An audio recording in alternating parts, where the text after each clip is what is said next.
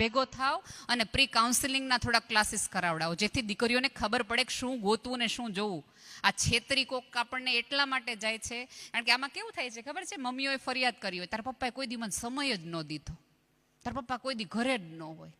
એટલે દીકરીને મગજમાં એમ થાય કે ઓકે, આપણને જે સમય દે ને એ માણા હારો, તો જે નવરો હોય એ દે સમય, કામ કરતો હોય સમય દે એ દે. પછી દીકરી ભૂલ કરે એટલે આપણે એમ કે જો તો હાવ કેવા હાર વાગી. પણ આપણે એના મગજમાં બીજ નાખ્યું કે પ્રેમી કોને કહેવાય, પતિ કોને કહેવાય, સારો કોને કહેવાય, ખરાબ કોને કહેવાય. તમારે સમજાવવું જોઈએ. હજી કહું છું, અહીંયા બેઠેલી તમામ સ્ત્રીઓ પોતાના સંતાનોને સમજાવે કે પિતા બહાર રહે છે એનો અર્થ એ નથી કે ઘરમાં નથી. ઘર ચાલી રહે ને, ખતની છત અખંડ રહે ને, એની હાટું એને બહાર રહેવું પડે છે. એટલે એને બહાર રહેવું પડે છે. આવું થોડું ઘણું જો કારવો તો કદાચ વાંધો ન આવે એવી મારી સમજ. ધન્યવાદ.